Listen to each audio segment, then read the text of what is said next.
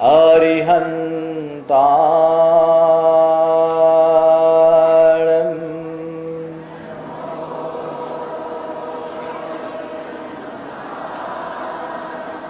नमो सिद्धायम्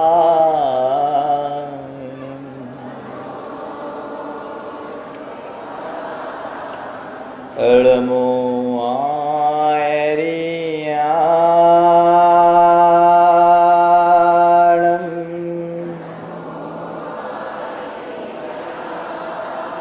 नमो उवज्झायाणम्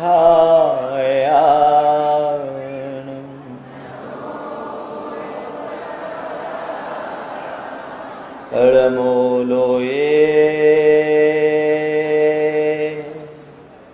सवशाहुनम्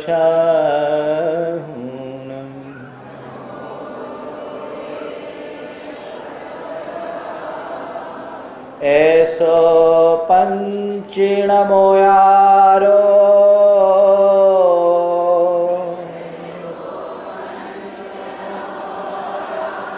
सौवपावपणाशनो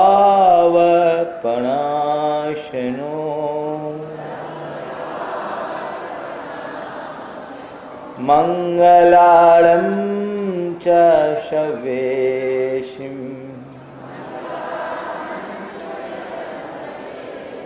पढ़ मम होय मंगलम। जय बोलो देवादिदेव 1008 श्री बाशुपूज्य भगवान की, 1008 श्री भगवान महावीर स्वामी की, अहिंसा परमो धर्म की, पंच कल्याणक प्रतिष्ठा महोत्सव की, परम पूज आचार्य गुरुवर श्री विद्यासागर जी महाराज की।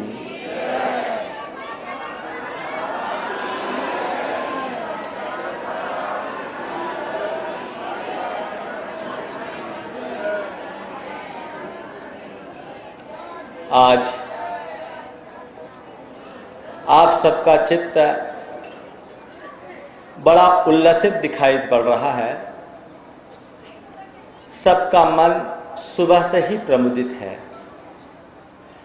यद्यपि देखा जाए तो आज की सुबह भी वैसी भी जैसी रोज होती है। आज भी सूरज रोज की तरह उगा, लेकिन फिर भी आज आपके भीतर कुछ अतिरिक्त घटित हो रहा है। ऐसा सिर्फ इसलिए कि आज की तिथि में केवल आसमान का ही सूरज नहीं उगा, आज की तिथि में धरती पर भी सूरज का उदय हुआ।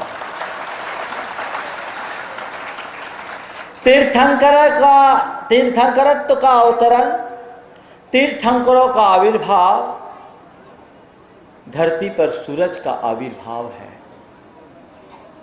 तीर्थंकर कोई साधारण पुरुष नहीं होते, वे वो लोकोत्तर आत्मा होते हैं जो अपनी तपः साधना के बल पर जगत के अज्ञान अंधकार को नष्ट करते हैं और सारे लोक में ज्ञान का प्रकाश विकीर्ण करते हैं, फैलाते हैं। जब जब धरा पर पाप का अंधकार फैलता है, तब तब कोई युग पुरुष आते हैं और वे अपनी आत्म साधना की आभा से उस अंधकार का उन्मूलन करते हैं। सघन अंधकार के होने पर ही ज्योति पुरुष का उदय होता है।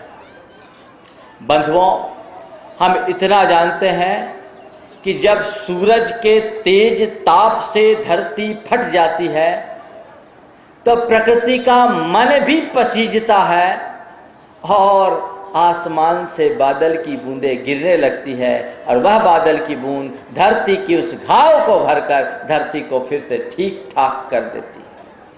लोक में जब भी व्यवस्थाएं बिगड़ती है, पाप अनाचार और पाखंड का बोलबाला होता है, तब ऐसे किसी लोकोत्तर पुरुष का इस धरती पर आविर्भाव होता है जो अपनी साधना के बल पर लोक चेतना का जागरण करते हैं और इस लहूलुहान धरती को फिर से स्वस्थ और तंदुरुस्त बना देते हैं। आचाराणाम विघातेन कुदृष्टिनाम च संपदा धर्म ग्लानि परिप्राप्तम उच्छ्रियन्ते जिनोत्तमा।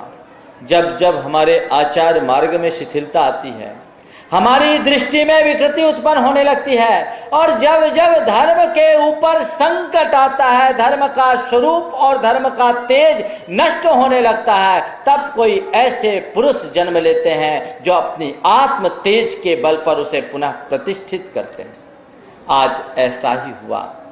जैन परंपरा के अनुसार 12वें तीर्थंकर भगवान वाशुपूज्य का यहाँ अवतरण हुआ। कभी अतीत में हुआ होगा, हमने केवल पुराणों में पढ़ा है। अतीत में कभी इस चंपा नगरी में वाशुपूज्य भगवान का अवतरण हुआ और देवों ने उनका जन्म कल्याणक महोत्सव हुआ है, ऐसा हमने पुराणों में पढ़ा है। पर बंधुओं, आज हमने इसे अपने ही आंखों से देखा है कि इस धरती पर वाशुपूज्य भगवान का न केवल जन्म हुआ, अपितु हम सब ने मिलकर उनका जन्मोत्सव भी मनाया।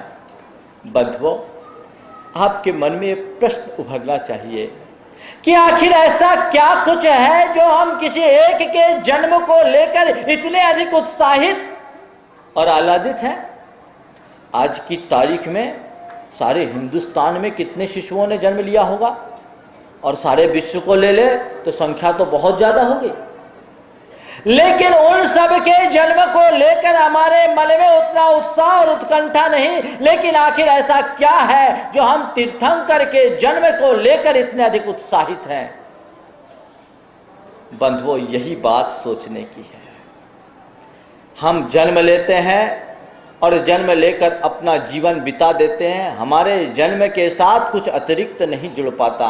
हमारा जन्म केवल जीवन के निर्वाह तक सीमित होता है। आदमी जन्म लेता है, पढ़ा होता है, पाल पोस करके माँ बाप बड़ा कर लेते हैं, पढ़ लिख करके कुछ ज्ञान अर्जित कर लेता है और थोड़ी मेहनत मशक्कत करके रुपया पैसा कमा लेता है और एक दिन इस दुनिया से चला जाता है। आदमी के साथ इसके अतिरिक्त और कुछ नहीं बचता।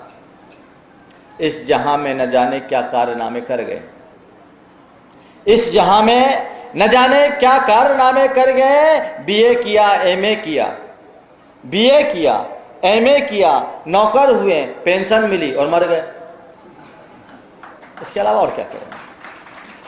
आज आम सामान्य आदमी का यही इतिहास है। वो जन्म लेता है, जीवन जीता है, जीवन केवल गुजार करके चले जाता है। उसके जीवन में केवल निर्वाह तक की भूमिका बनी रहती है, इससे आगे वो कुछ नहीं कर पाता। ऐसे लोगों के जन्म में कोई जश्न मनाने जैसी चीज ही नहीं रहती। लेकिन आज जिन लोकोत्तर आत्मा का अवतरण हुआ, आज जिस लोकोत्तर पुरुष ने जन्म धारण किया, वो जन्म स्वयं के लिए नहीं, सारे जग के कल्याण के लिए है। जन्म लेकर धरती का बोझ खत्म करने वाले हैं, धर्म लेकर धरती का अज्ञान दूर करने वाले हैं, धर्म लेकर धरती का अंधकार नष्ट करने वाले ऐसे तीर्थंकर का जन्म हुआ। और वह जन्म भी उनका अंतिम जन्म है। इसके बाद और कोई जन्म नहीं। हमारा जन्म मरण से जुड़ा हुआ है और उनका जन्म निर्वाण से जुड़ा हुआ है। जो जन्म लेकर के मरे, अपने अतीत को यदि हम पलट करके देखते हैं तो केवल जन्म और केवल मरण, जन्म और मरण, जन्म और मरण, इसके अतिरिक्त हमारे अतीत के जीवन में और कुछ नहीं हुआ। हम यदि अपने अतीत की घटनाओं को करते हैं तो जन्म और मरण यही हमारा इतिवृत्त है। लेकिन आज जिस तीर्थंकर प्रभु का जन्म हुआ, वो जन्म से अपने जीवन की शुरुआत करेंगे, लेकिन जीवन का अंत निर्वाण से करेंगे। जन्म को सार्थक कर लेना ही निर्वाण है। जन्मांतरों के बंधन को नष्ट कर डालना ही निर्वाण है। पुनर्जन्म की परंपरा को खत्म कर डालना ही निर्वाण है। आज ऐसे पुरुष का जन्म हुआ जो नर की तरह जन्मे, नारायण की तरह जिए और निरंजन होकर गए। हम समझे नर की तरह हम जन्म ले रहे हैं। मैं आपसे इतना कहना चाहता हूं, नर की तरह जन्मे हैं, नर की तरह जिए और नर की तरह मरे। इतना भी हम कर लें तो कालांतर में निरंजन बनने का मार्ग प्रशस्त हो जाएगा। बड़ी विडंबना दिखाई पड़ती है कि हम नर की तरह जन्म लेकर के भी नर की तरह जी नहीं पाते। आज नरों की संख्या तो बहुत बढ़ रही है, लेकिन नरत्व दिनों दिन छीन होता जा रहा है। मनुष्य की संख्या तो इतनी बढ़ रही है कि संतति नियंत्रण के अनेकानेक उपाय सोचने पड़ रहे हैं। मनुष्यों की बेतहाशा बढ़ती हुई जनसंख्या एक बड़ी समस्या बन रही है, लेकिन मनुष्यता का होने वाला ह्रास हमारे सामने एक बहुत बड़ा प्रश्न बना हुआ है। आखिर ऐसा क्यों? कहा तो जाता है कि मनुष्यपना बहुत भाग्य से मिलता है। एक बार मुझसे एक युवक ने प्रश्न पूछा कि महाराज, आप लोग कहते हैं बड़े भाग मानुष तत् पावा, मनुष्य पर्याय तो देवों के लिए भी दुर्लभ है, फिर आज मनुष्यों की संख्या में इतनी ज़्यादा बढ़ोतरी क्यों हो रही? मैंने कहा मैं इससे थोड़ा सा डिफर करता हूँ, मैं आपकी बात से पूर्णतः सहमत नहीं। मैं मनुष्य को दुर्लभ नहीं मानता, मनुष्यता को दुर्लभ मानता हूँ। मनुष्यता दुर्लभ है। आज मनुष्यों की संख्या तो दिनों दिन बढ़ते जा रही है, लेकिन मनुष्यता दिनों दिन नष्ट होते जा रही है। मनुष्यों की संख्या की वृद्धि और मनुष्यता का ह्रास, ये हम सब के लिए एक बहुत बड़ी चिंता का कारण है। बंधुओं, मनुष्य में जब तक मनुष्यता की प्रतिष्ठा नहीं होगी, तब तक हम इस धरती को खुशहाल नहीं रख सकते। आज सबसे बड़ा संकट है मूल्यों का संकट। मानवीय मूल्यों का जिस कद्र ह्रास हो रहा है, उसके विषय में हम कुछ कह नहीं सकते। संत कहते हैं मनुष्य हैं तो तुम्हारे भीतर मनुष्यता उद्घाटित होनी चाहिए। जीवन तुमने पाया, जीवन के साथ यदि तुम्हारा जीवन मूल्य नहीं जुड़ा तो तुम्हारा जीवन अर्थहीन है। पूरे प्राणी जगत में जीवन तो हर प्राणी के पास है, लेकिन थोड़ा आप अंतर करके चलिए। मनुष्य में और जग के अन्य प्राणियों में बड़ा मौलिक अंतर है। मनुष्य को प्रकृति की श्रेष्ठ कृति कहा जाता है, मनुष्य को सबसे महान कहा जाता है। आखिर क्यों? केवल इसलिए कि संसार में जितने भी प्राणी हैं उनके पास केवल जीवन है, और मनुष्य ही केवल एक ऐसा प्राणी है जिसके पास जीवन होने के साथ साथ जीवन मूल्य भी है। जीवन होने के साथ साथ जीवन मूल्य है, जीवन के प्रति निष्ठा है। एक मनुष्य के लिए जो अपने समाज में रहते हुए जो परंपरागत मूल्य होने चाहिए, उदात्त भावनाएं और गुण होने चाहिए, ये केवल मनुष्य के अंदर होते हैं। पशु पक्षियों और संसार के अन्य हमारी दृष्टिपथ में आने वाले प्राणियों में वो नहीं पाया जाता। केवल मनुष्य ही एक ऐसा प्राणी है जिसमें जीवन के साथ जीवन मूल्य है। थोड़ा शब्द शास्त्र पर आप ध्यान दीजिए। एक शब्द है समाज और एक शब्द है समझ, एक शब्द है भाषण और एक शब्द है भषण। ज्यादा अंतर नहीं है। समझ और समाज में एक मात्रा का अंतर, भाषण और भाषण में एक मात्रा का अंतर, पर इनके अर्थ पर जब आप विचार करोगे तो इसमें बहुत गहरा जीवन दर्शन हमें पता लगेगा। समझ का मतलब होता है पशुओं का झुंड। पशुओं के झुंड को समझ कहते हैं और मनुष्यों के समूह को समाज कहते हैं। भसन का मतलब है कुत्ते का भौंकना। कुत्ता भौंकता है तो भसन कहते हैं, आदमी भौंकता है तो भाषण कहते हैं। एक मात्रा का अंतर है। ये भाषण और भाषण, समझ और समाज, ये क्या है? ये बहुत बड़ा, अगर देखा जाए तो मात्रा तो केवल एक डंडे का है, लेकिन गुणात्मक अर्थ में देखा जाए तो बहुत अंतर है। समझ वो है जहां झुंड तो है लेकिन संवेदना नहीं, और समाज वो है जहां झुंड के साथ साथ, समूह के साथ साथ परस्परता, बंधुत्व और आपसी आत्मीयता के संबंध जुड़े हुए हैं, संवेदनाएं जुड़ी हुई है, वो समाज है। यदि हम बहुत बड़ी भीड़ में बैठे हैं और एक दूसरे के प्रति हमारी ठीक समझ नहीं, एक दूसरे के प्रति हमारे मन में सद्भावनाएं नहीं, एक दूसरे के प्रति आत्मीयता नहीं, एक दूसरे के प्रति संवेदना नहीं, तो समझ लेना वो केवल झुंड है। और जहां एक दूसरे के प्रति परस्परता का भाव है, वहां समझ लेना समाज है। मनुष्य सामाजिक प्राणी है, झुंड में तो पशु रहते हैं। लेकिन ये दुविधा है कि मनुष्य कहने को सामाजिक प्राणी है, पर मनुष्यों का आज समाज कम दिखता, झुंड ज्यादा दिखने लगा है। मनुष्यों का झुंड दिखाई पड़ने लगा है। ये हम सब के लिए बहुत कुछ सोचने की जरूरत है। मनुष्य इतने सारे हैं लेकिन मनुष्यता कहाँ है? एक बार ऐसा हुआ, एक दार्शनिक किसी महानगर के व्यस्ततम चौराहे पर दिन के 12 बजे लालटेन के प्रकाश में कुछ खोज रहा था। एक दार्शनिक किसी महानगर के व्यस्ततम चौराहे पर दिन के 12 बजे लालटेन के प्रकाश में कुछ खोज रहा था। लोगों को बड़ा आश्चर्य हुआ कि आखिर उजाले में लालटेन के प्रकाश में ढूंढ क्या रहा है। एक युवक ने उससे प्रश्न पूछा कि बंधुवर, तुम क्या खोज रहे हो? उसने कहा, मैं आदमी खोज रहा हूं। उसे बड़ा आश्चर्य हुआ, हजारों लोग आ रहे जा रहे और तुम्हें आदमी नहीं दिखाई पड़ रहे। बोले, माफ करना, जितने लोग जा रहे हैं उनमें कोई व्यापारी है, कोई कर्मचारी है, कोई अधिकारी है, कोई वकील है, कोई डॉक्टर है, कोई इंजीनियर है, कोई नेता है, कोई अभिनेता है, पर माफ करना मेरे बंधु, आदमी एक भी नहीं है। बंधुओं, हम अपने गिरेबान में झांक करके देखें, केवल मनुष्य की शक्ल में जन्म लेने मात्र से हम मनुष्य नहीं कहला सकते। मनुष्य वही है जिसके अंदर मानवीय गुण है। मानवीय मूल्यों की प्रतिष्ठा पर ही मनुष्यता सार्थक हो पाती है। मनुष्य की शक्ल में तो हम जन्म ले लिए हैं, काश उस मनुष्यता को आत्मसात करने का सौभाग्य प्राप्त कर पाते। एक वो है जो मनुष्य की आकृति में जन्म लेकर जी रहा है। मनुष्य की आकृति में जन्म लेना और जी लेना बहुत सरल है। सही तो वो है जिसके अंदर मनुष्य की प्रकृति भी आ गई है। मनुष्य के अंदर मनुष्य की प्रकृति आए। क्या है मनुष्य की प्रकृति? अहिंसा, करुणा, प्रेम, दया, आत्मीयता, सद्भावना, हमदर्दी और संवेदना, ये वे उदात्त जीवन मूल्य है जिससे एक मनुष्य का निर्माण होता है।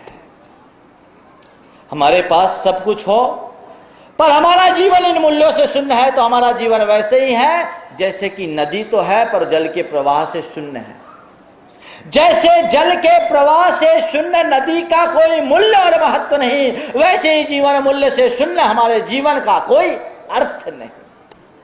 जीवन के साथ जीवन मूल्य की प्रतिष्ठा हो, लेकिन क्या करे? आज उसी का अभाव हो रहा है। हम सब कुछ बन रहे हैं, लेकिन ये विडंबना है कि आदमी नहीं बन पा रहे हैं। सभी कुछ हो रहा है तरक्की के इस जमाने में, मगर ये क्या गजब है कि आदमी नहीं होता। सब कुछ हो रहा है, हम आदमी नहीं रह पा रहे हैं। आखिर ऐसा क्यों? इसके पीछे वजह क्या है?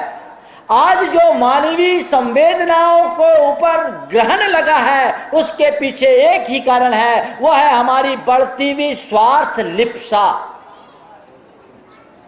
मनुष्य की स्वार्थी वृत्ति ने उसके सोच को संकीर्ण और चिंतन को अनुदार बना दिया है। जिसकी सोच संकीर्ण होती है, जिसका चिंतन अनुदार होता है, उसकी संवेदना मोथली हो जाती है, और जिसकी संवेदना क्षीण हो जाती है वो आदमी के रूप में जानवर बन जाता है। अपनी क्षीण होती हुई संवेदना को उभारिए, अपने स्वार्थी वृत्ति से ऊपर उठिए। लेकिन क्या करें, आज स्वार्थ बहुत तेजी से हावी होता जा रहा है। हम केवल अपने ही हित की बात सोचने लगे। अपने हित के साथ साथ जो जग के हित की चिंता करनी चाहिए थी उसे हम भूल गए। आज हर आदमी स्वहित की बात करता है। संत कहते हैं केवल स्वहित की बात करना स्वार्थ है और सर्वहित की बात करना परमार्थ है। स्वहित की बात करना स्वार्थ है और सर्वहित की बात करना परमार्थ है। हम स्वहित की ही चिंता न करें, सर्वहित की बात भी सोचें। भर्तृहरि ने मनुष्य के 4 स्तर बताए। पहला मनुष्य वो है जो अपने हितों के लिए दूसरों के हितों को बाधा पहुंचाता है। जो मनुष्य अपने हितों के लिए दूसरे हित के हितों को बाधा पहुंचाता है, जिसका एक ही काम है दूसरों के हितों को बाधा पहुंचाना, वो मनुष्य का सबसे निचला स्तर है। दूसरा है जो अपने अहित के निवारण के लिए दूसरों के हितों में बाधा पहुंचाए, वो मनुष्य का दूसरा स्तर है। मनुष्य का तीसरा स्तर है जो अपने हितों के लिए कभी किसी के हितों में बाधक न बने। और मनुष्य का जो चौथा स्तर है वो देवत्व का स्तर है। उसके लिए कहते हैं चौथे स्तर का मनुष्य वो है जो दूसरों के हितों के लिए अपने हितों को कुर्बान कर दे। अपने हितों के लिए दूसरे के हितों में बाधा पहुंचाने वाला पशु है। अपने हितों के पूर्ति के लिए दूसरों का अहित करने वाला अधम है, और अपने हित के साथ दूसरों का अहित न करने वाला मनुष्य है, पर अपने हितों के दूसरों के हितों के लिए अपने हितों को कुर्बान कर देने वाला मनुष्य के रूप में देवता है। हमारी ये संस्कृति है, उसकी तरफ हम अपनी दृष्टि विकसित करें, लेकिन हम ऐसा कहाँ कर पाते हैं। 4 शब्द है: प्रकृति, विकृति, संस्कृति और दुष्कृति। प्रकृति, विकृति, संस्कृति और दुष्कृति शब्द जाने पहचाने हैं, अर्थ भी इसका सामान आपने जाना पहचाना है, पर इन चारों शब्दों को मेरे नजरिए से देखिए, बड़ा गहरा संदेश छिपा है इसमें। प्रकृति, भूख लगने पर भोजन करना प्रकृति, भूख लगने पर भोजन करना प्रकृति है, बिना भूख के रोटी खाना विकृति। भूख लगने पर भोजन करना प्रकृति है, बिना भूख के भोजन करना विकृति है, और दूसरों को भूखों को रोटी खिलाकर खुद खाना हमारी संस्कृति है। दूसरों को रोटी खिलाकर खुद खाना हमारी संस्कृति है, और किसी भूखे की रोटी छीनना दुष्कृति है। हम किसमें जी रहे हैं? प्रकृति में, विकृति में, संस्कृति में, दुष्कृति में। यह हमें जानने की जरूरत है। मनुष्य अपनी प्रकृति की ओर लौटे, अपनी बढ़ती हुई स्वार्थपरता से बाज आए। आज क्या कहूं मनुष्य की कहानी। मनुष्य की वृत्ति इतनी स्वार्थी हो गई है कि अब तो जरूरत पड़ने में गधे को बाप कह देता है, और मतलब निकल जाने पर बाप को भी गधा बना देता है, और दुनिया ये बना रही है। आज हमारी सारी जो संवेदनाएं हैं वो नष्ट होते जा रही है। पहले हमारे जो संबंध होते थे उनका आधार प्रेम और आत्मीयता थी। आज उसका स्थान बदल गया है, और आज प्रेम और आत्मीयता के स्थान पर आवश्यकता और उपयोगिता ने अपनी जगह ले ली है।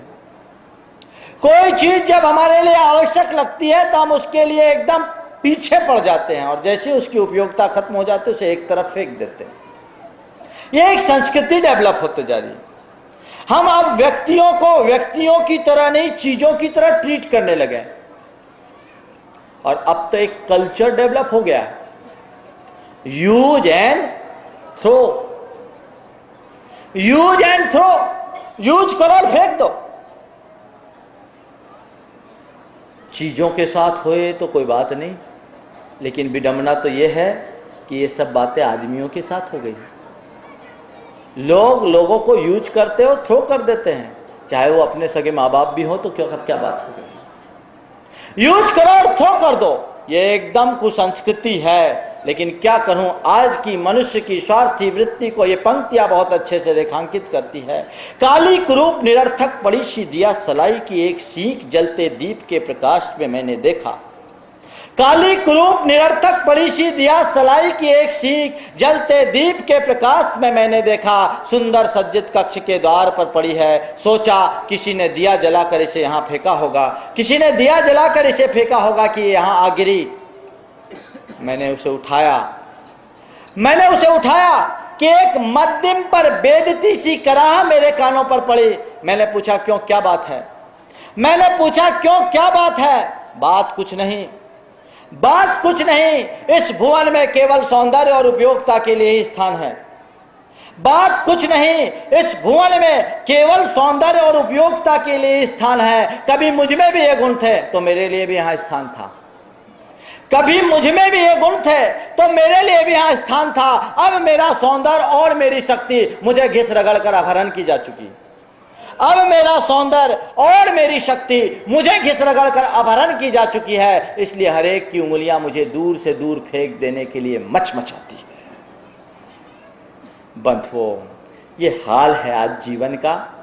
जैसे आदमी माचिस की सलाई को एक बार यूज करके फेंक देता है, वैसे ही आज आदमी अपनों को भी फेंकने में संकोच नहीं कर पाता। बंधुओं, मुझे तो लगता है आज आदमी की कीमत एक दिया सलाई से बढ़कर के नहीं रह गई है। मनुष्य को यहां थम करके सोचने की जरूरत है, वो क्या कर रहा है, कहां जा रहा है, उसकी दिशा क्या है, उसकी दृष्टि क्या है। बंधुओं, कहां तो हमारे भारतीय परंपरा में आत्मा और परमात्मा का उपदेश दिया गया, ब्रह्म और माया की निगूढ़ चर्चाएं की गई, और आज उस देश में जहां से वसुधैव कुटुंबकम का संदेश अनुगुंजित हुआ, वहां के लोगों को मानवीयता का पाठ पढ़ाना पड़ रहा है। वहां के लोगों को घर परिवार में प्रेम से रहने की बात सिखानी पड़ रही है, और वो भी उनके द्वारा जो सर्वस्व त्याग कर अपने शुद्ध आत्म स्वरूप में लीन होने की योग्यता रखते हैं। ये विडंबना है, क्या करूं।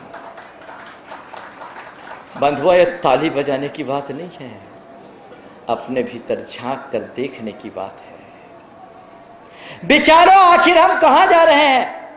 हमारी सोच में कितनी ज्यादा निम्नता आते जा रही है। जब तक हम उस रूप में अपने सोच को परिवर्तित नहीं करते हैं, तब तक हमारी जीवन की दिशा दृष्टि नहीं बदल सकती। बंधुओं, क्या कहें, हमारे यहाँ तो एक तो ये संस्कृति रही जहाँ भारत में कभी श्रवण कुमार पैदा हुआ। हम भारत उस भारत में जीने वाले लोग हैं जहां ऐसा श्रवण कुमार हुआ जिसने अपने माँ बाप को कांवड़ में बिठाकर सारे हिंदुस्तान में घूम घूम कर तीर्थ यात्रा करवाया। यह उदाहरण केवल भारत में घटा, विचारने की बात है। यह उदाहरण केवल भारत में घटा। ऐसा पुत्र हुआ जिसने अपने अंधे माँ बाप को कांवड़ में बिठाकर सारे हिंदुस्तान में घुमाकर तीर्थ यात्रा कराया। ध्यान रखना, कांवड़ में जल लेकर शंकर के सिर पर चढ़ाने वाले तो लाखों करोड़ों हो सकते हैं और सारी दुनिया में हो सकते हैं, पर अपने माँ बाप को कांवड़ में बिठाकर खुद को अर्पित करने वाला श्रवण कुमार केवल भारत में पैदा होता है, और कोई कोई होता है। ऐसा श्रवण कुमार, जब श्रवण कुमार आखिरी क्षणों में अपने प्यासे माँ बाप के लिए पानी लेने को गया था और दशरथ के तीर लग जाने के कारण उसकी स्थिति गंभीर हो गई, तो आखिरी क्षणों में उसने यही कहा, अब मेरा जो होना था सो हो गया, आप एक काम करो, मेरे माँ बाप वहाँ पर बैठे हैं, वे प्यासे हैं, कम से कम आप उन्हें पानी पिला दो, मैं आखिरी क्षणों में भी उन्हें प्यास से तृप्त करके जाना चाहता हूँ। एक श्रवण कुमार वो था जो मरते दम तक अपने माँ बाप को पानी पिलाने को तैयार है। और आज ऐसे भी लोग हैं जिनके माँ बाप मर रहे हैं पर बेटों को पानी पिलाने की भी फुर्सत नहीं है।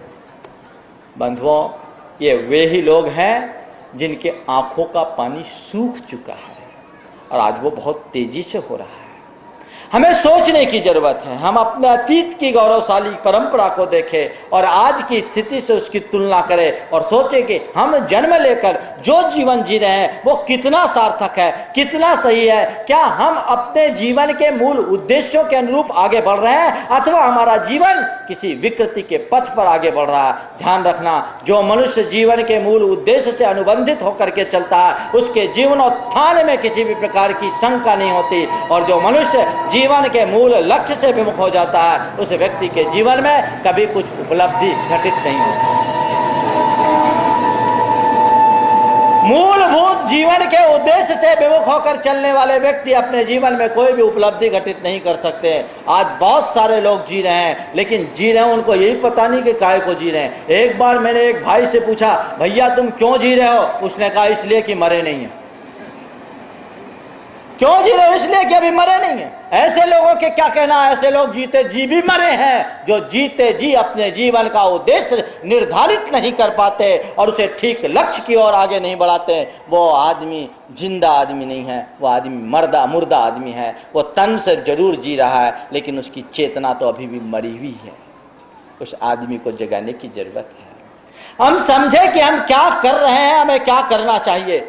जब तक इस तरह की दिशा दृष्टि हमारे अंतर मन में विकसित नहीं हो जाती, तब तक हम अपने जीवन के कल्याण का शाश्वत पथ अंगीकार नहीं कर सकते। इसलिए बंधुओं, अपनी स्वार्थी वृत्ति को सीमित करने का प्रयत्न कीजिए, चिंतन को उदार बनाइए, अपने साथ दूसरों के प्रति जो हमारे कर्तव्य है उनका पालन कीजिए, दूसरों की संवेदनाओं का सम्मान कीजिए। ये बहुत जरूरी है। आज के इस पंच कल्याणक प्रतिष्ठा महोत्सव के अवसर पर हम आपसे यही कहना चाहते हैं, हम यहाँ पर भगवान बनाएंगे पाषाण से। आज जन्म हो गया, कल भगवान दीक्षा लेंगे, परसों उनको ज्ञान मिलेगा और तीसरे दिन हम उनका निर्वाण करा देंगे पक्के में, उससे ज़्यादा तो रखेंगे ही। और तय है, गर्भ से लेकर निर्वाण तक की बातें हमने तय कर ली है, पहले से मुहूर्त सोच लिया। लेकिन अपने लिए 2 दिन पहले मैंने आपसे कहा था शायद कि शास्त्रों में ऐसी व्यवस्था तो की गई है कि हम मंत्र फूंक दें और पाषाण को भगवान बना दें।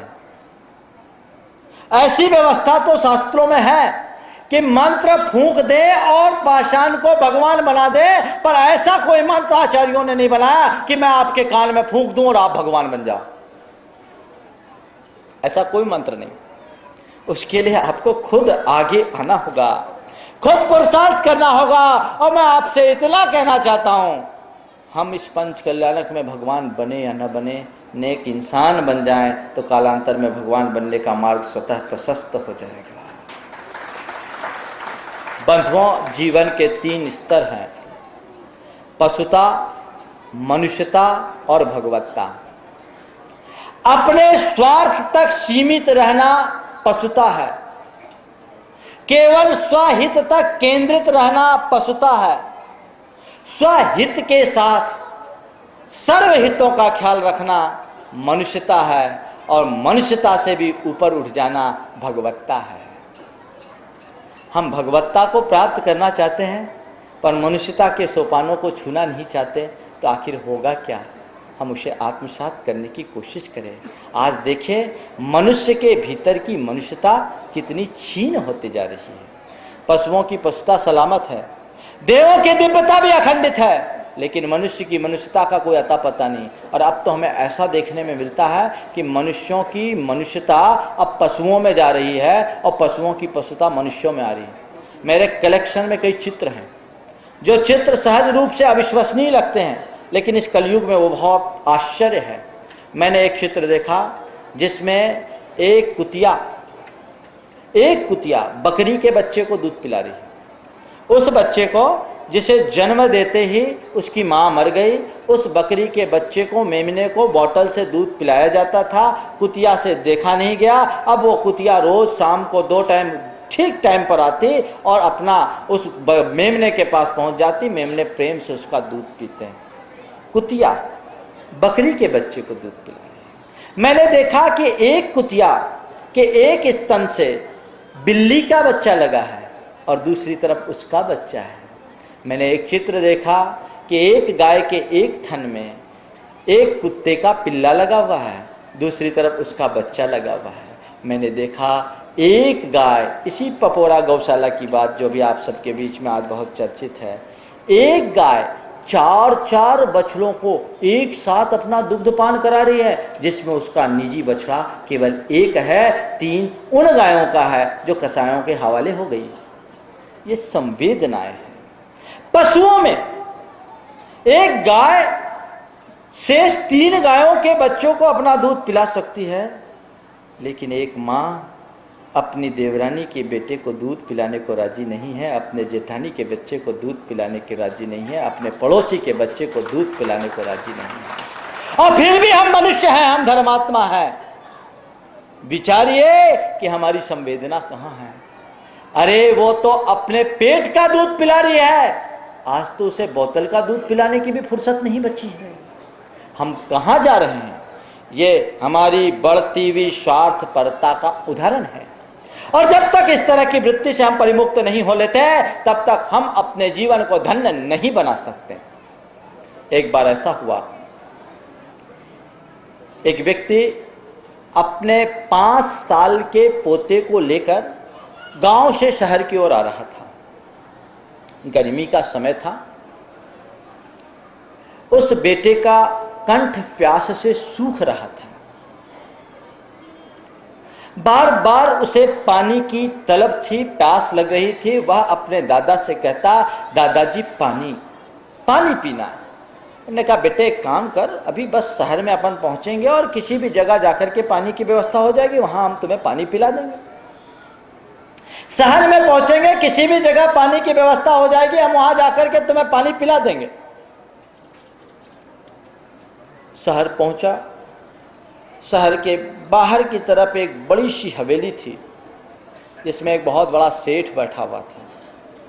वह व्यक्ति अपने पोते को लेकर के उसके यहाँ पहुंचा और कहा, सेठ साहब, मेरा बच्चा बहुत प्यासा है, उसे पानी पीना है, पानी पिलाने की व्यवस्था करा दीजिए। सेठ ने अपने चश्मे के भीतर से झांकते हुए उसे देखा, अपने काम में लग गया। ठहर जाओ, बैठ जाओ, आदमी आता है। ठहर जाओ, बैठ जाओ, आदमी आता, आदमी आने दो। अब काफी देर व्यतीत हो गई, आदमी कोई आया नहीं और बेटे का जी एकदम मचल रहा है, प्यास के मारे वो तड़प रहा। उसने फिर से कहा, दादा पानी। उन्होंने कहा, सेठ जी पानी पिला दीजिए ना। बोले, कह रहा हूं ना, आदमी आता, आदमी आने दो। ठीक है बेटा, आने दो। अब तीसरी बार जब वो बच्चा मचला तो उन्होंने कहा, सेठ जी थोड़ा पानी पिला दीजिए। सेठ एकदम तनक गए और उन्होंने कहा, कह दिया ना आदमी आता, आदमी आने दो। उस आदमी ने दोनों हाथ जोड़े और कहा, सेठ जी गुस्ताखी माफ करिएगा, थोड़ी देर के लिए आप ही आदमी बन जाइए ना। सेठ जी गुस्ताखी माफ करिएगा, थोड़ी देर के लिए आप ही आदमी बन जाइए ने। बंधुओं, मैं कहता हूं, वो आदमी को हम आदमी कैसे कहें जो किसी प्यासे को पानी न पिला सके? उस आदमी को हम आदमी कैसे कहें जो किसी भूखे को रोटी न खिला सके? उस आदमी को हम आदमी कैसे कहें जो किसी के रोते के आंसू न पोंछ सके? उस आदमी को हम आदमी कैसे कहें जो किसी पीड़ित को सहायता न दे सके? आदमी तो वही है जो दूसरों के लिए जिए, लेकिन क्या करे, सोच बहुत तेजी से बदल रही है। ये संकीर्णता है।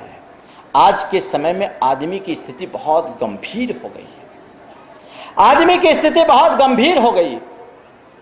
संत कहते हैं, विचारो, उसकी जो ये विकृत सोच है, उसने जीवन को विषाक्त बना दिया। हम कहते हैं कि सांप का काटा आदमी बचता नहीं, लेकिन मुझे तो लगता है आज आदमी का काटा सांप नहीं बच पाता।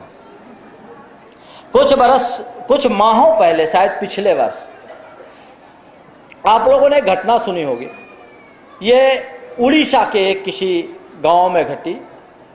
एक व्यक्ति ने एक विषैले कोबरे को पकड़ लिया और बार बार उसे चूमे और कहे, ये तो बस शंकर का प्रसाद है, शिव का प्रसाद है, शिव का प्रसाद है, मुझे कुछ नहीं होगा, मुझे कुछ नहीं होगा। और सांप गुस्से में उसे जगह जगह काटे और लोग तमाशा देख रहे हैं कि ये शिव भक्त से सांप काटेगा, कुछ नहीं होगा। करीब करीब 1 घंटे तक ये खेल चलता रहा। उसके बाद वो आदमी बेहोश हुआ। बाद में सब लोग आश्चर्यचकित रह गए, सांप पहले मरा, आदमी बाद में। सांप पहले मरा, आदमी बाद में। मैं तो कहता हूं, आदमी में इस कदर विष भर गया है, आदमी में इस कदर विष भर गया है, वंश सारा विषधरों का डर गया है। कल सुनेंगे आदमी के काटने से रास्ते का सांप कोई मर गया है। ये स्थिति है आदमी की। बड़ा अंतर है। हमने सुना है सांप काट कर पलटता है। किसी को काटता है तो काटने के बाद वो पलटता है, तभी उसका विष बाहर होता है। हमने सुना है कि सांप काट करके पलटता है, पर आदमी पलट करके काटता है। बड़ा अंतर है। वो तो काट कर पलटेगा, ये पलट करके काटेगा। इसकी स्थिति बड़ी भयावह है। और कदाचित सांप का कांटा बच जाए, पर आदमी का कांटा बचना बड़ा मुश्किल है। सांप का कांटा तो मरेगा तो एक ही बार मरेगा, आदमी का कांटा जिंदगी भर मरता रह जाता है। एक अस्पताल में 3 प्रमुख सूचनाएं लिखी हुई थी। एक में लिखा था, एक आदमी को सांप ने काट लिया है, पर उसके बाद नीचे लिखा था कि एंटी स्नैक वैक्सीन की व्यवस्था हो गई है, चिंता की कोई बात नहीं। दूसरी सूचना थी, एक आदमी को पागल कुत्ते ने काट लिया है। नीचे सूचना थी, एंटी रेबीज के इंजेक्शन लग गए हैं, स्थिति सामान्य है। तीसरी सूचना लिखी थी, एक आदमी को आदमी ने काट लिया है, एक आदमी को आदमी ने काट लिया है। उसके नीचे लिखी थी, बचने की कोई संभावना नहीं है। यह स्थिति है, मजाक नहीं बंधुओं। ये जो हमारा स्वार्थ का दंश है वो सांप के दंश से भी ज्यादा खतरनाक है। आप अपने जीवन में झांक कर देखिए कि आपके अपनों ने आपको कैसा दंश मारा है। बंधुओं, मैं तो ये मानता हूं कि और सबके आघात को बहुत आसानी से सहा जा सकता है, लेकिन अपनों द्वारा अपनी ही संवेदनाओं का जब आघात होता है तो उसे सह पाना बड़ा मुश्किल हो जाता है।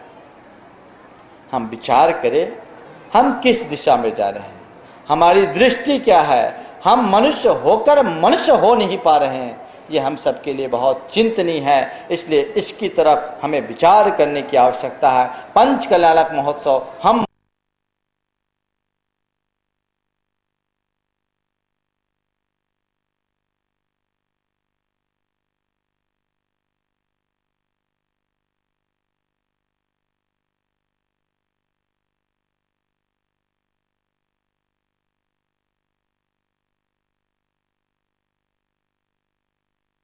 हम क्या करें, बच्चों को कहाँ संस्कार दे। अब तो बच्चों को झूला घर में भेज देते। ठीक, बच्चों को झूला घर में भेजोगे, तुम्हारा बेटा भी बुढ़ापे में झुलाएगा। 3 बेटे, एक कहेगा उसके घर जाओ, दूसरा कहेगा उसके घर जाओ, तीसरा कहेगा उसके घर जाओ। मैं एक मां से मिला, मंदिर में बैठी थी, उसके 2 बेटे थे। आहार का टाइम हो गया, आहार के पहले भी बैठी थी, आहार के बाद भी बैठी थी। काफी देर हो गई, हमने कहा अम्मा जी जाओ आप जीमो, अम्मा जी जाओ आप जीमो। उन्होंने कहा महाराज आज मेरा उपवास है, आज मेरा उपवास है। हमने कहा आज 8 नहीं है, 14 नहीं है, किस चीज का उपवास है? 8 14 कुछ नहीं है, आज किस चीज का उपवास है? उन्होंने कहा महाराज आज 31 तारीख है। मैंने कहा 31 तारीख का मतलब क्या? बोले महाराज मेरे 2 बेटे हैं, मेरे 2 बेटे हैं और दोनों के 1-1 महीने की पारी बंदी है, तो जिस महीने में 31 का महीना होता है मुझे उपवास रखना पड़ता है। बलिहारी है आज के लोग, बलिहारी है, ऐसी क्या कहा जाए। ये आज दुनिया की तस्वीर है। मैं कहता हूं इसमें बहुत अंशों में दोषी आप सब खुद भी हो। ऐसे झूला बनते हैं लोग। प्यार दो, स्नेह दो, सम्मान दो, ऐसे संस्कार दो कि तुम्हारा बेटा तुम्हारे एक पल का बिछो न सह सके। लेकिन हमारे पास फुर्सत ही नहीं है। आज माँ बाप के पास सब कुछ है पर समय नहीं। एक बेटा अपने पिता के पास पहुंचा और कहा पिताजी आप 1 घंटे में कितना कमाते हो? पिताजी आप 1 घंटे में कितना कमा लेते हो? बोले क्यों? बोले बताइए तो। पिता ने कहा 5,000। 5,000। बोले आप 2,000 रुपये मुझे देंगे? बोले ले लो। पिता ने अपने जेब से 2,000 रुपये निकाले और बेटे को थमाया। बेटा गया, अपना गुल्लक खोला, गुल्लक में पूरे 3,000 थे। 3,000 और 2,000 दोनों 5,000 मिला है और अपने बाप के हाथ में थमाते हुए कहा कि पापा ये लो पूरे 5,000 और मुझे कम से कम 1 घंटा दो। ये पूरे 5,000 लो और मुझे 1 घंटा दो। बंधुओं, बहुत करारा व्यंग है आज की इस व्यवस्था पर। आदमी पैसा कमाने के पीछे इतना पागल हो गया कि अपने संतान के प्रति जो स्वयं के कर्तव्य है उसको भी भुला दिया है। तो नतीजा क्या होगा? जिसकी नींव कच्ची होगी वो महल हमेशा धराशायी ही होगा, कभी टिक नहीं सकता। संस्कारों की नींव को मजबूत कीजिए, उसे दृढ़ बनाने का प्रयत्न कीजिए, तब कहीं जा करके जीवन में कुछ कामयाबी घटित हो सकेगी। अन्यथा सब बातें ही बनकर रह जाएगी। इसलिए मैं कह रहा था अच्छा परिवेश दीजिए, समय दीजिए, स्नेह दीजिए। आज कई बच्चों की ये शिकायत होती है कि उनके मम्मी पापा को उनके लिए समय नहीं रहता। तो ऐसे बच्चे फिर आगे नहीं बढ़ पाएंगे। अच्छे से आप अपने बच्चों को ट्रीट कीजिए और उस ढंग से काम कीजिए। मुझे तो ये समझ में नहीं आता कि पहले अपने लोग 10-10, 12-12 बच्चों को पाल लेते थे, अब 2 बच्चों को पालना भी बड़ा मुश्किल हो रहा है। ये कुछ सोच के बदलाव का परिणाम है और उसका परिणाम हम सब देख रहे हैं। बंधुओं, इसके प्रति हमें बहुत ज़्यादा सजग और सावधान होने की आवश्यकता है। दूसरी बात एक और मैं कहना चाहता हूँ। हमारे आचार्यों ने लिखा है, लालिये चतुवर्षानि 10 वर्षानि ताड़िये जायते तु 16 वर्षे मित्रवत समाचरे। एक बच्चे को कैसे संस्कार दें? 4 वर्ष तक आप अपने बच्चे को खूब लाड प्यार के साथ रखें। क्यों? उम्र की प्रारंभिक अवस्था में बच्चे की भावनाएं अत्यंत कोमल और मृदु होती है। उस समय उन्हें बहुत प्रेम और स्नेह की जरूरत होती है। उनकी भावनाओं पर कहीं आघात न हो। मनोवैज्ञानिक कहते हैं कि बच्चों के मस्तिष्क का विकास 8 वर्ष की उम्र तक होता है, जिसमें 4 वर्ष शुरू के बहुत महत्वपूर्ण होते हैं और 8 वर्ष में व्यक्ति के मस्तिष्क का पूरा मानसिक विकास हो जाता है, बाद में केवल उसका पल्लवन होता है। शुरुआत में जब व्यक्ति किसी तरह का दायित्वहीन आचरण करता है या बच्चों के प्रति थोड़ा क्रूर और कठोर व्यवहार करता है तो उससे बच्चे के मनोमस्तिष्क में बड़ी तीव्र कुंठाएं जन्म ले लेती है और यही कुंठा आगे चलकर बड़े होने पर उद्घाटित होती है और माँ बाप को उपेक्षा का शिकार बना देती है।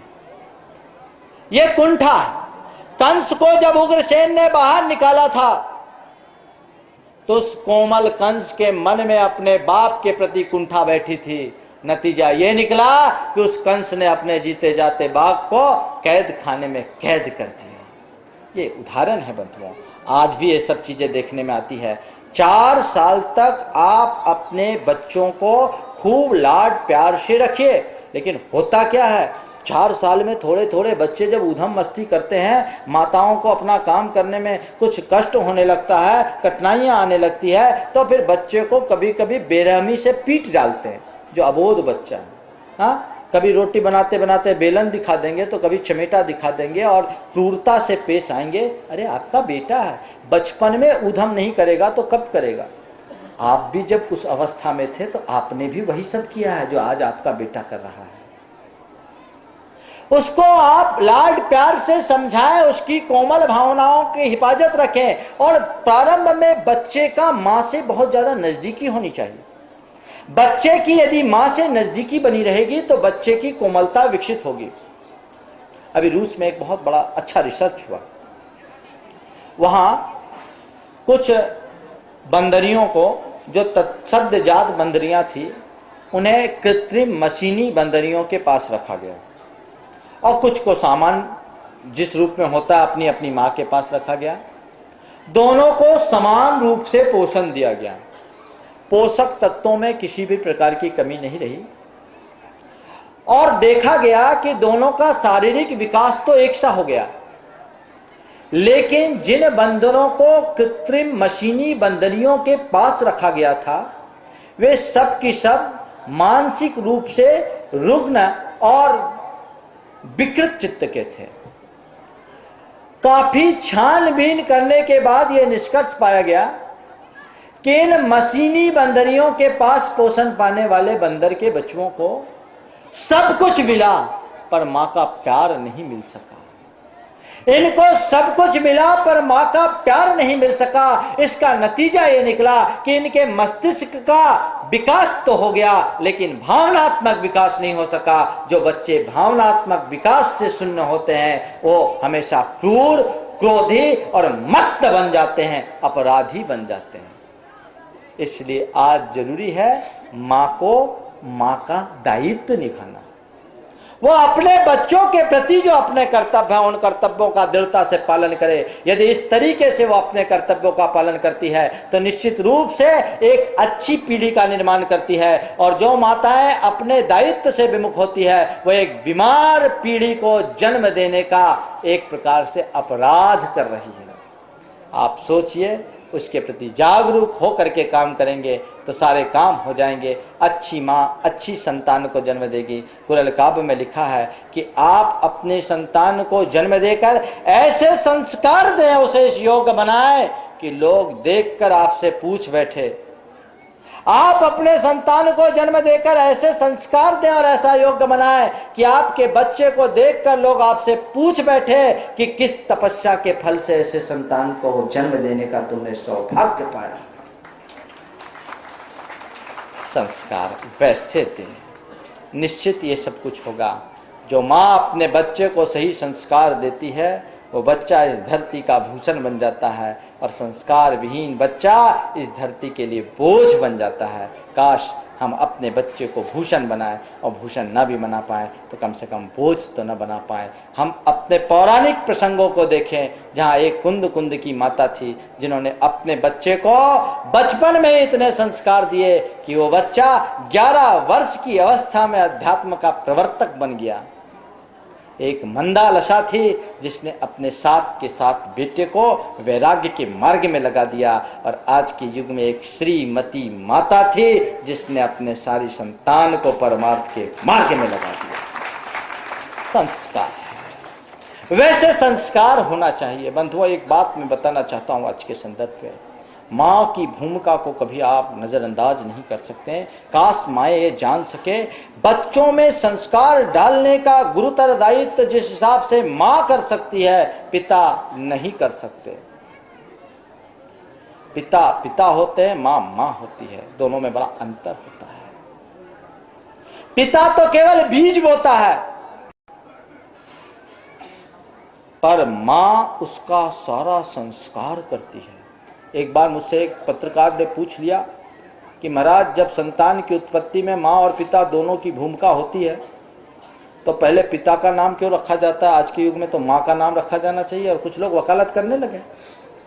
मैंने कहा देखो, ये सामने किस चीज का पेड़ है? बोला आम का पेड़ है। बोले इसे आम का पेड़ क्यों कह रहे हैं? बोले आम के बीज से बना, आम के बीज से बना, जिसका बीज उसका पेड़। हमने कहा बस यही स्थिति है, पिता बीज बोता है तो जिस पिता का बीज है संतान में उसका वही नाम होगा। पिता का काम बीज बोने का है, लेकिन बीज बोने मात्र से काम नहीं होगा। बीज को संरक्षण देना, बीज को फलाना और फुला करके उसके भीतर से अंकुर उत्पन्न करके उसे आगे तक विकसित करना, ये सारा काम माँ का है। माँ अपने गर्भ में उस बीज को धारण न करे तो पत्थर पर पड़े हुए बीज की तरह बीज ही निष्फल हो जाए। इसलिए संस्कार को जन्म देने का काम धरती करती है, न कि बीज। बीज से पौधा पल्लवित होता है, पर धरती के गर्भ में समाकर माँ की भूमिका धरती की तरह है और पिता की भूमिका बीज की तरह है। दोनों के संयोग से सारे कार्य होते हैं। पर मैं आपसे कह रहा हूँ कि धरती अपनी भूमिका को समझे, उसे आगे बढ़ाने की कोशिश करे। महाभारत में आपने देखा कि पांडव और कौरव दोनों एक ही वंश की संतान, लेकिन दोनों के स्वभाव में कितना अंतर। पांडव आज सारी मानवता के आदर्श बने और कौरव कलंक। आखिर ऐसा क्यों? मेरा चिंतन इसमें गया। मैं ये समझता हूं कि पांडवों को अपनी मां कुंती का साथ आखिरी समय तक मिला। पांडवों को अपनी मां कुंती का साथ हर समय तक मिला। वनवास और विपत्ति के क्षणों में भी कुंती का साया पांडवों के सिर पर हमेशा बना रहा। इसलिए मां का सानिध्य मिला, उन्हें संस्कार मिलते रहे और वे ठीक बने रहे। इसके विपरीत अनुपम सती होने के बाद भी गांधारी अपनी आंखों में पट्टी बांधी रही। अनुपम सती आने के बाद भी गांधारी अपनी आंखों में पट्टी बांधी रही। उस गांधारी ने अपनी संतान को एक बार जी भर कर आंख खोलकर देखा ही नहीं। संस्कार कहां से आते?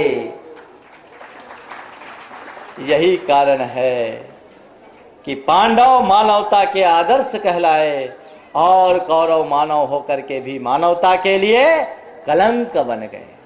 ये दोनों स्थितियां हम सबको इसके विषय में समझने की जरूरत है। आज गर्भ कल्याणक के इस अवसर पर हम सोचे कि हम संस्कार को कैसे विकसित करें। पर क्या बताऊं, एक बात भी मुझे बहुत पीड़ा के साथ कहना पड़ रहा है कि हम एक और तो गर्भ कल्याणक मना रहे हैं और दूसरी ओर अनेकों का गर्भ में ही कल्याण करा रहे हैं। कभी आपने इस पर विचार किया? आज जो इस गर्भपात की अंधी प्रवृत्ति, काली और विद्रूप हिंसक क्रूर प्रवृत्ति निरंतर बढ़ते जा रही है, इसके जो परिणाम है उस पर आपने कभी विचार किया? अंधाधुंध होने वाले इस भ्रूण हत्या ने समाज में लड़के और लड़कियों के अनुपात में बेतहासा अंतर डाल दिया। इसका परिणाम आपने कभी सोचा? आखिर ऐसा इसका नतीजा क्या होगा? ये प्रकृति तभी तक व्यवस्थित है जब तक प्रकृति के दोनों अंग नर और नारी समान रूप से इस धरती पर रहेंगे। जिस पल इनका संतुलन खत्म होगा, जिस पल धरती से नारी चली जाएगी, उस पल जो समाज होगी वह अत्यंत बर्बर और क्रूर समाज होगी। नारी के जाते ही धरती नरक बन जाएगी, क्योंकि नरक ही एक ऐसी धरती है जहां नारी का अभाव है। धरती को नरक बनने से बचाइए, धरती को नरक बनने से बचाइए। नर और नारी के होते हुए इस असंतुलन को ठीक बनाइए और किसी कन्या के भ्रूण हत्या से अपने आप को बचाइए। मैं उन माताओं से पूछना चाहता हूं, यदि कदाचित तुम्हारी मां ने तुम्हें पेट से परलोक पहुंचा दिया होता तो क्या तुम इस काबिल हो पाती? कृपा मानो, यदि तुम्हारी मां ने तुम्हें जन्म देने का सौभाग्य दिया है तो तुम्हारा भी कर्तव्य है कि तुम अपनी संतान को जन्म लेने का अधिकार दो। वो उसका अधिकार है, उसका कसूर क्या है? तुम्हारे निमंत्रण पर वह तुम्हारे पेट में आया है। यदि तुम्हें उसकी आवश्यकता ही नहीं थी तो उसे आमंत्रित क्यों किया? और इस तरह का कृत्य करना एक घोर हिंसक और क्रूर कृत्य है। ये बात दिल दिमाग में बिठा लेना कि पेट में पलने वाले भ्रूण की हत्या एक जीते जागते मनुष्य की हत्या है, कोई सामान्य सा ऑपरेशन नहीं है।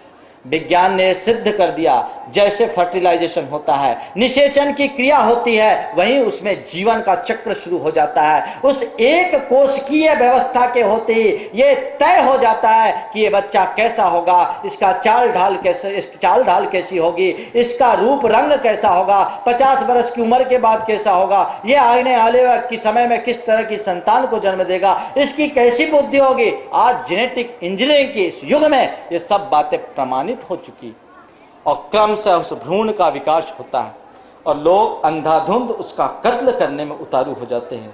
ये एक बहुत क्रूर कृत्य है, इससे अपने आप को बचाना चाहिए। और मैं ये देख रहा हूँ झारखंड बिहार में तो लड़कियों की बड़ी कमी हो गई। अगर ऐसी ही कमी होगी तो लड़कों का क्या हाल होगा भगवान जाने। या तो हम ही लोगों के पास आना पड़ेगा और कोई रास्ता ही नहीं बचेगा, चारा ही नहीं है।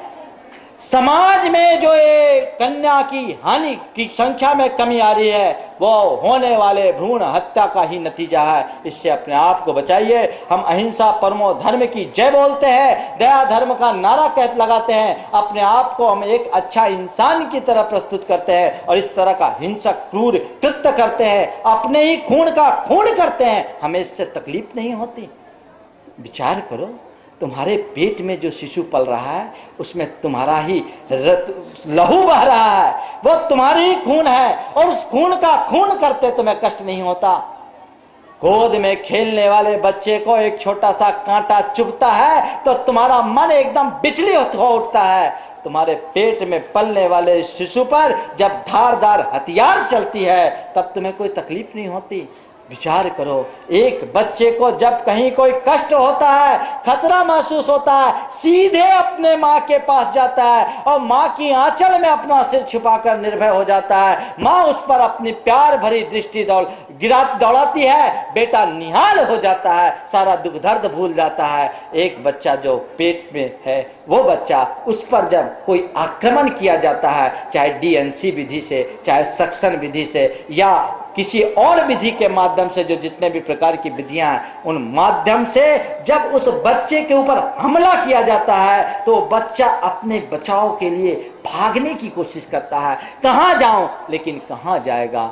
बाहर जन्म लेने के बाद उस पर हमला होता तो निश्चित उसे उसकी माँ का संरक्षण मिलता, लेकिन जब माँ ही खुद उसकी हत्यारिन बन गई है तो अब उसकी रक्षा कौन कर सकता है।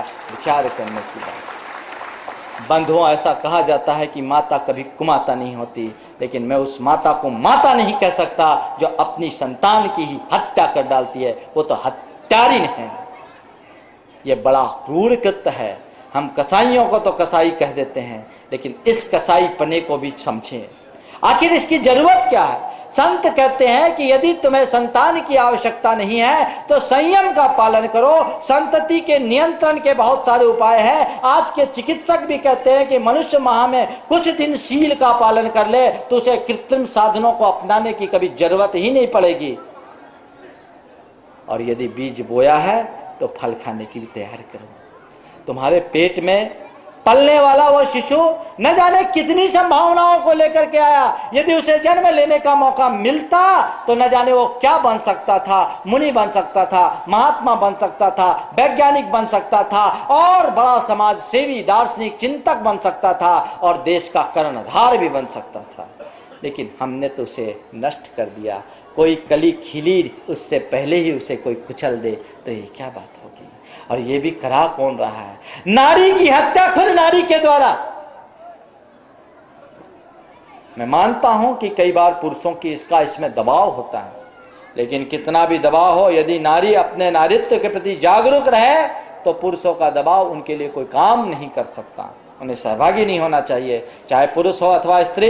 दोष के तो दोनों भागी हैं। ये कोई सामान्य ऑपरेशन नहीं, ये स्पष्ट रूप से हत्या है। और केवल हत्या नहीं, ये हत्या है वंश की, ये हत्या है करुणा की, ये हत्या है संस्कृति की, ये हत्या है मातृत्व की। इस मातृत्व की हत्या से बचिए, इस कलंक से अपने आप को मुक्त कराइए। इसका जो पातक तुम्हारे सिर पर जाएगा न जाने किस जन्म में इसे धोगे, इसे धोना बड़ा मुश्किल होगा। इसलिए इस तरह के पातक भरे कृत्यों से अपने आप को बचाना हमारी पहली प्राथमिकता होनी चाहिए। जब तक इसके प्रति जागरूक नहीं होंगे तब तक हम अपने जीवन का उद्धार नहीं कर सकते। बंधुओं, कई बार ऐसे भी हुए हैं कि लोगों ने भ्रूण परीक्षण कराया और गर्भपात कराने का मन हुआ, कह दिया गया कि लड़की है। बाद में किसी के प्रेरणा से इरादा बदल गया, लड़का हो गया।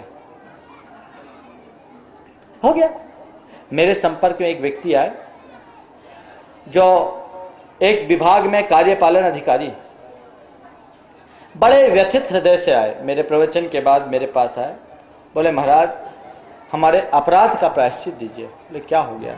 महाराज हमने एक बहुत बड़ा अपराध किया और हमने शुरुआत में बच्चा जल्दी आ गया, सोचा अभी से बच्चे की क्या ज़रूरत है, जवानी की मौज मस्ती का आनंद ले, सो हमने अपने बच्चे का एबॉर्शन कराया।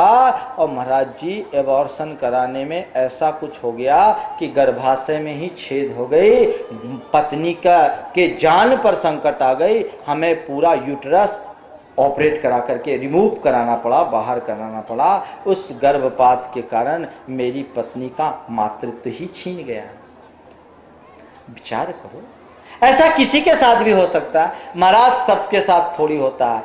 आज भले तुम्हारा मातृत्व न छीने, पर इसका जो पातक होगा न जाने कितने जन्मों तक तुम्हारे जीवन को छीन लेगा। इसका भी विचार करने की जरूरत है। मनुष्य होकर इस तरह का कृत्य, स्त्री होकर के इस तरह का कृत्य, जिसके अंदर में स्वभावतः दया और करुणा होती है, कोमलता होती है, उसके द्वारा इस तरह का कृत्य कभी भी क्षम्य नहीं कहा जा सकता। ये कृत्य घोर निंदनीय कृत्य है, घोर पापपूर्ण कृत्य है। हमने तो ये सुना है कि सर्पनी अपने बच्चों को खाती है जन्म देने के बाद, जब उसे बहुत तेज भूख लगती है। कुतिया अपने बच्चों को खाती है, वह भी जन्म देने के बाद जब उसे बहुत तेज भूख लगती है। पर बंधुओं, ये कैसी नारियां हैं जो अपने बच्चों को जन्म से पहले ही निगल जाती है, वो भी बिना भूख के। जन्म से पहले ही निगल जाती है, वो भी बिना भूख के। उन्हें सोचने की जरूरत। गंभीरता से इस पर विचार कीजिए। मैं तो उन तमाम स्त्री पुरुषों से कहना चाहता हूं जिन्होंने अपनी अज्ञानता में आकर के कभी भी जीवन में गर्भपात किया है या कराया है, जब तक उसका प्रायश्चित न ले, मुनियों के हाथ में ग्रास न दे, क्योंकि वे सब सूतक के पात्र हैं। उनके ऊपर सूतक लगा है अपने पुत्र की हत्या का, अपने संतान के वध का। यह घोर पाप है। तुम्हारे द्वारा यदि किसी एक चूहा मर जाता है तो प्रायश्चित लेने के लिए आते हो, और तुमने अपने ही बच्चे को मार डाला और उसका कोई भाव नहीं, उसका कोई विकल्प नहीं। यदि जीवन में भूल से ऐसा कोई कृत्य किया है तो तुम्हारी पूजा, तुम्हारी आराधना, तुम्हारा दान और पुण्य तब तक सार्थक नहीं होगा जब तक उसका प्रायश्चित नहीं हो। इसलिए उसका प्रायश्चित जरूर ले लेना। ये एक पाप तुम्हारे सारे सत्कर्मों को खाक में बदल देगा। इसलिए इस पाप से अपने आप को बचाओ। अपनी छाती पर हाथ रख करके अपनी धड़कनों को समझने की कोशिश करो। हो गया अज्ञानता में तो हो गया, लेकिन आज के बाद हम इसकी पुनरावृत्ति नहीं होने देंगे किसी भी स्थिति में। हाँ, कोई ऐसी कंडीशन आ जाए जिसमें खुद का ही जान, जच्चा और बच्चा दोनों का जान खतरे में हो, तो एक बात अलग है। कानून में जो सुविधा दी गई केवल इसीलिए, लेकिन ये सुविधा गर्भपात को एकदम राजमार्ग बनाने के ही उपयोग में आने लगी है। ये बहुत विकृत बातें हैं। और एक बात और कहना चाहता हूँ, लड़की और लड़के में भेद करना आप ठीक बात नहीं है। और आज के युग की जो व्यवस्था है उसको तो देखकर मैं इतना ही कहता हूँ, लड़कों से भरोसा कम रखना, लड़कियां ही साथ देगी। ये भेद खत्म करो, इस भेद को मिटाओ, भुलाओ। व्यवस्थाएं बदल रही है और ये सोच आज के युग में जब हम नारी की स्वतंत्रता की बात करते हैं, नारी की मुक्ति की बात करते हैं और लड़की को अवांछित मान करके बाहर कर देते हैं, ये बातें ठीक नहीं है। इस दकियानूसीपन को आगे हटाए, अलग करें। हमारी संस्कृति में नर और नारी दोनों को समान माना गया है। जैन धर्म में स्त्री और पुरुष में बहुत ज़्यादा भेद नहीं किया गया है। बंधुओं, इस बात को हमें समझने की आवश्यकता है। ये बाहर की चीज़ें हैं और इसको लेकर इस तरह हिंसा के कृत्य को अंगीकार करना कतई ठीक नहीं माना जा सकता। इसलिए आज मैं चाहता हूँ केवल प्रवचन ही ना हो, प्रवचन के साथ कुछ संकल्प भी हो। तैयार है आप लोग? इस पंचकल्याणक महामहोत्सव में शामिल होने के लिए आए। मैं आज आपको छोड़ूंगा नहीं, अभी तो थोड़ा प्रवचन भी चलेगा। मैं आपसे कह रहा हूं कि आज जब यहां से उठे तो एक संकल्प लेकर के उठे कि आज तक अगर हमने अज्ञानता में किया तो उसका प्रायश्चित लेंगे और आने वाले दिनों में कभी गर्भपात जैसा कोई क्रूर कृत्य नहीं करेंगे। मैं उन और किसी को करने की प्रेरणा भी नहीं देंगे। और उन डॉक्टरों बंधुओं से भी मैं कहना चाहता हूं, यदि यहाँ सभा में बैठे हो तो, या जो भी मेरी इस बात को सुन रहे हो उनसे, कि आप अपने जीवन में इस गर्भपात जैसे कृत्य से बाज आओ। आप थोड़े से रुपयों की लालच में यदि इस तरह का कृत्य कराते हो तो सोच लो, रुपया तो यहीं रह जाएगा, उसका पाप तो केवल तुम्हारे सिर पर जाएगा।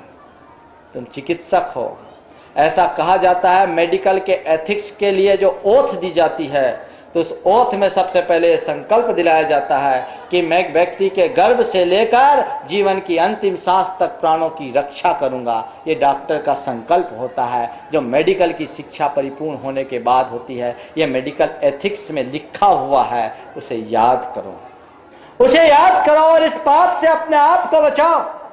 इस पाप का फल तुम्हें अकेले केवल तुम्हें भोगना पड़ेगा, कोई दूसरा आपका फल भोगने वाला नहीं है। इसलिए इस पातक से अपने आप को बचाकर अपने जीवन के क्रम को आगे बढ़ाने की आवश्यकता है, तब कुछ कर पाएंगे। मेरे एक संपर्क में एक डॉक्टर है, मैं एक दिन ऐसे ही भगवान महावीर की जयंती के दिन गर्भपात पर चर्चा कर बैठा और मेरे प्रवचन चल रहे थे। वहाँ उसकी आंखों में आंसुओं की धार बह रही थी। प्रवचन के बाद वो महिला थी, बहुत प्रसिद्ध डॉक्टर थी, मैं नाम तो लेना उचित नहीं समझता, और सीधे मेरे कक्ष में आ गई। उसने कहा, महाराज आज आपने हमें झकझोर दिया, मुझे लगा कि आज तक हमने जो कुछ किया वो बहुत गलत किया। हमारा नाम ही एबॉर्शन वाली डॉक्टरनी के नाम से प्रसिद्ध हो गया था। मैंने बहुत कृत्य किया महाराज, पर मुझे इसकी बड़ी तकलीफ है, आप मुझे प्रायश्चित दो और आज के बाद मैं ये कृत्य नहीं करूंगी। लेकिन उसके बाद जो एक बात जुड़ी वो बहुत चिंतनीय है। उसने कहा, महाराज क्या बताऊं, ये सब भी मैं करती जरूर हूँ, पर कराते सब अपने ही बीच के लोग हैं और उसमें भी कुंवारी कन्याएं ज़्यादा आती है। ये चरित्र के गिरावट का गंदा ग्राफ है। आज मनुष्य अपनी अनियंत्रित हवस की पूर्ति के लिए चाहे जैसे हथकंडे अपनाना शुरू कर दिया है, चाहे जैसे मार्ग अंगीकार करना शुरू कर दिया, उन्हीं के कारण इस तरह के घिनौने उदाहरण प्रस्तुत हो रहे हैं। हमें इससे बचने की आवश्यकता है, इसके प्रति प्रेरणा देने की आवश्यकता है, इसके प्रति सावधान और सजग होने की आवश्यकता है। यदि हम ऐसा करते हैं तो निश्चित रूप से एक बहुत बड़ी उपलब्धि होगी। इस पंच कल्याणक महामहोत्सव के माध्यम से गर्भ कल्याणक हम मना रहे हैं, तो कम से कम हम इतना तो तय करें कि गर्भ में पलने वाले शिशु को जन्म लेने का अधिकार दें, गर्भ में पलने वाले शिशु को जन्म लेने का अधिकार दें और उसके संस्कारों को विस्तार दें, ताकि एक उज्जवल चरित्र का निर्माण हो सके, एक अच्छे व्यक्तित्व का निर्माण हो सके, जिससे व्यक्ति, समाज और धर्म सबका विकास हो सके, संस्कृति का विकास हो सके, पूरे राष्ट्र और विश्व की उन्नति हो सके। ऐसी स्थिति का हम सबको निर्माण करने की आवश्यकता है। तो बंधुओं, सार संक्षेप में मैं अपनी बात को यहाँ पर विराम दे रहा हूँ। आप सब इस कृत्य के प्रति आपके मन में भी कुछ इस तरह की बातें आ रही होगी, प्रायश्चित का भाव कीजिए। प्रायश्चित जबरदस्ती नहीं दिया जाता, लेकिन आपके हृदय में यदि ये भाव हो तो होता है। और कई ऐसे लोग हैं जिन्होंने, बाबा जी अक्सर लोगों को इसके प्रायश्चित की प्रेरणा देते हैं, हाथ नहीं उठाएंगे, लोगों को ही उठाएंगे, प्रेरणा देते हैं। और बहुत सारे लोगों ने अपने अनुभव सुनाए कि प्रायश्चित के बाद उनके जीवन की स्थिति भी बदली है। पाप जब मनुष्य के चित्त पर सवार होता है तो वह उसे अंदर ही अंदर खोखला बना देता है, और प्रायश्चित के बल पर जब हम किसी पाप का शोधन कर डालते हैं तो हमारा चिंतन निर्मल बन जाता है, जीवन पवित्र बन जाता है, और उस पवित्रता के कारण हमारे सारे कार्य हमारे लिए फलदायी हो जाते हैं। इन बातों को ध्यान रखें। अभी आप उठे, जिनवानी स्तुति के पहले मैं एक संकल्प आप सबको दिलाना चाहता हूँ। पहले हाथ उठा करके बताएं, आप सब मेरे द्वारा दिए संकल्प को लेने के लिए तैयार है? थोड़ा हाथ उठाएं। क्या बात है, आधी महिलाएं हाथ नीचे किए हुए, दर्द है क्या हाथ में कि हाथ है ही नहीं? सासू और बहू दोनों, बहुत सुंदर। आप घबराइए नहीं, ऐसा कोई संकल्प नहीं होगा जिसका निर्वाह ना हो सके। कुल संकल्प आपको मैं यही दिलाने जा रहा हूँ कि अपने जीवन में स्वयं गर्भपात न करूँगी, न कराऊंगी, और न किसी करने वाले की अनुमोदना करेंगे, एक्सेप्शन जच्चे और बच्चे की जान के खतरे को। इस बात को ध्यान में रखकर आप सभी लोग संकल्प लेंगे, और यदि कभी किया है तो किसी सद्गुरु के पास बिल्कुल हृदय खोलकर उनके पास जाकर प्रायश्चित लेंगे। आप सब तैयार हैं? इधर से सभी के लिए बोल रहा हूँ। यहाँ ये जन सभा है, जैन सभा नहीं है। पाप तो सबके लिए पाप होता है, चाहे जैन हो या जन, और मैं जैन और जन में भेद नहीं करता। इसलिए इन सब बातों को ध्यान में रख करके चले। सभी लोग अपने अपने स्थान पर खड़े हों, और जो मैं बोलता हूँ उसको आप दोहराएं। और भैया सबको थोड़ा कैद कर लो अपने कैमरे में, ताकि उसका प्रमाण भी बना रहे। मैं वासुपूज्य भगवान के पंच कल्याणक महामहोत्सव के इस शुभ अवसर पर इस परम पुनीत सिद्ध क्षेत्र में देव शास्त्र और गुरु की साक्षी पूर्वक संकल्प लेता हूँ, लेती हूँ, संकल्प लेता हूँ। बोलिए जोर से, संकल्प लेता हूँ, संकल्प लेती हूँ। थोड़ा सा ट्राई देना, पहले पुरुष लोग बोलेंगे फिर महिलाएं बोलेंगे। संकल्प लेता हूँ, संकल्प लेती हूँ। इनके आवाज ज्यादा मुखर है, एक बार आप लोग बोलिए। कुछ लोग मुंह सील के तो नहीं खड़े हैं। मैं यह संकल्प लेता हूँ, मैं यह संकल्प लेती हूँ कि अपने जीवन में आज के बाद गर्भपात जैसा क्रूर कृत्य कभी नहीं करूँगा,